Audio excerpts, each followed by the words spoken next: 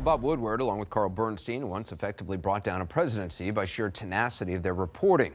That's not the goal of Woodward's book about the Trump White House, the result of his latest exhaustive reporting effort. He says he did not write the book for any political reason, but as he told me, to give an account of what this White House is really like. Fear, Trump in the White House, is already causing certainly a lot of turmoil in the White House. All you have to do is check the president's Twitter feed to see that his publication has shaken him. I asked Bob Woodward about the response to the book and much more in an extended conversation earlier today.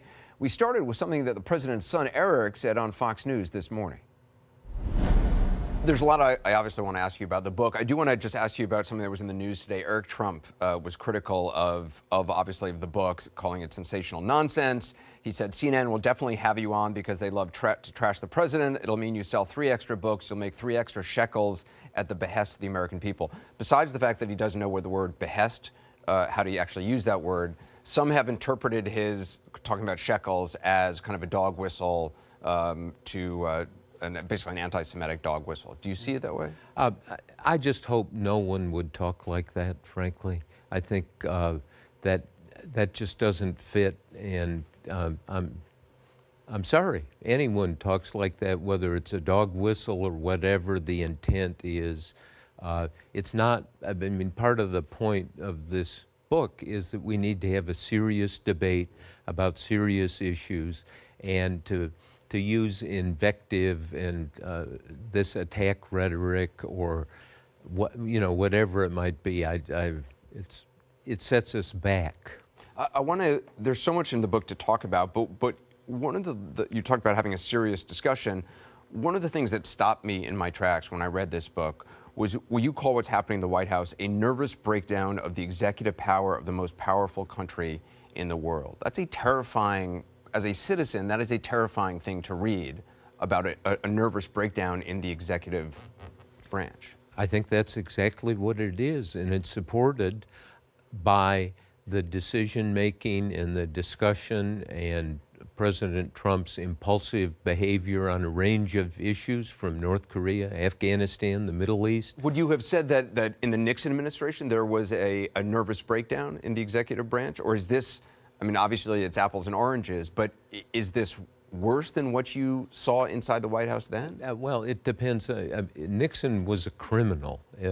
My colleague Carl Bernstein always says this, and he's exactly right. It's the criminality.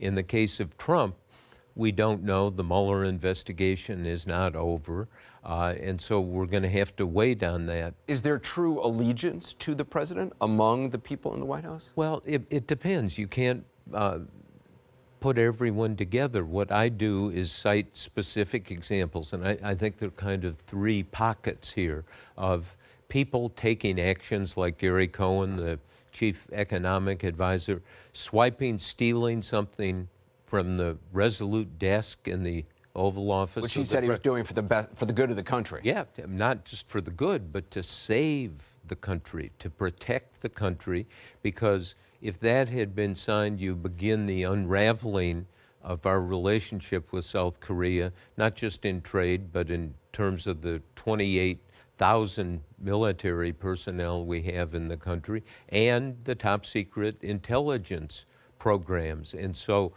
you can't separate those, and to do what the president wanted to do, just summarily say we're out of this trade agreement, the experts and the people interested in protecting the country said, no, we have to take action.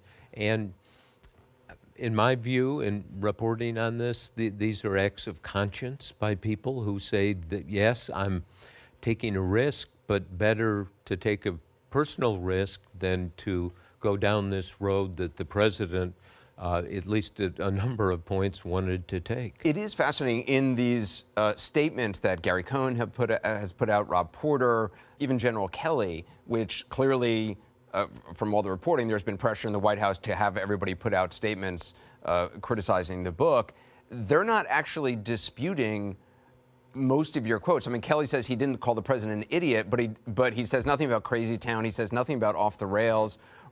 Gary Cohn and other people have reported before going back in May that the chief of staff of the Trump White House called the president an idiot. So, and Gary Cohn, in his statement, said the book, quote, does not accurately portray my experience at the White House. That doesn't really mean anything. He's not refuting any of these direct quotes. That's quite correct. Carl and I used to call this the non-denial denial, that these are security denials to protect people's reputations with Trump. But, you know, look, I'll stick with the reporting.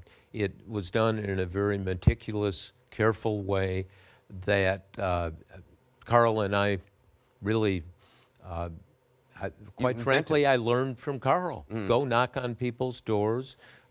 Ben Bradley, the editor of the Post during the Nixon case, said, let's get two sources if we can on something.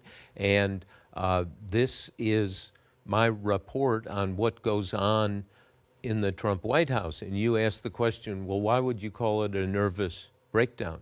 Because it is a nervous breakdown. In the human body, if it has a nervous breakdown, it means that part of the body is doing something uncoordinated with the core mission of the body to survive, or however you might define it. But this, when I learned about this, I was shocked. I was surprised. We're going to have more of my interview with Bob Woodward ahead. Now more of my conversation with Bob Woodward. His book, Fear, Trump in the White House, is the result of exhaustive reporting, in-depth interviews with administration officials, hundreds of hours of interviews. And yes, Bob Woodward recorded a lot of it. Do you have a sense of what percentage of interviews you actually recorded? Almost all of them. Wow. The deal was I would interview somebody. They would be a confidential source. They're not, I know who they are. Right. They're describing specific events. Often there are diaries or notes or documents supporting it. And then I would just, a couple of times people would say, I want to go off the record. And I said no. Very interesting lesson for me. When you say no to off the record, then people, and almost in every case, maybe except one, said, okay, I'll tell you anyway on deep background so you can still use it. You can use it, but you can't just say where it came from. That's exactly right. And so if you were, and this goes back to the Watergate coverage, when all the notes came out, when all the tapes came out and so forth, it turned out that our coverage, Carl Bernstein's coverage and mine, was conservative. It was restrained. And when somebody looks at this in 20 or 30 or 40 years, boxes of recordings and documents, they will see that this was very carefully done. I know, I can argue with a straight face that an ardent Trump supporter would read this and have to have pause, because whether you like Trump or don't like Trump, it's a management issue. How the White House, how the administration is managed, and this is the nervous breakdown. At one point you also said, you write about the anarchy and disorder of the White House and Trump's mind. I understand the anarchy and disorder of the White House, the way it's set up. In Reince Priebus, you have him quoting, when you put a snake and a rat and a falcon and a rabbit and a shark and a seal in a zoo without walls, things get nasty and bloody. I mean, that's an unbelievable way to describe the White House. And that's from the former chief of staff. And there is time and time again, not just in the economic area, but I think in a more significant way, the national security area, where the president is absolutely horrified that we're spending money to have troops in Europe or missile defense system in South Korea. Yeah, I mean, here he is, the greatest missile defense system that we have, and there are top secret special access programs that allow us to protect our country. We're not doing this just for the South Koreans, and the Secretary of Defense is in there in a very emphatic way saying, look, these are the best national security dollars we spend. And the president won't let up, and he's saying, you know, we're being played for suckers. We'd be so smart if we'd make so much money. Well, the idea is to protect the country, and so you finally have the Secretary of Defense says to the president, we do this to prevent World War III. Now, I've spent a lot of time with 8 other presidents looking at how they handled the office in war or in the economy and so forth, and they all knew that protecting the country, preventing World War III, preventing a nuclear weapon from going off in the United States is job one. Right. This occurred not in the first week of the Trump presidency, but Trump had been in office a year, and there is still this debate going on, and leads to a lot of frustration and a lot of anxiety. The book ends with John Dowd, the president's former attorney, saying he's an effing liar. Yes, I mean, that's exactly. That's a stunning quote. Yes, but here you have John Dowd, who worked with the president very closely for 8 months as his private attorney in the Mueller investigation. And they go through step by step, and the issue gets down to, is the president going to testify? And so they run a practice session in the White House, and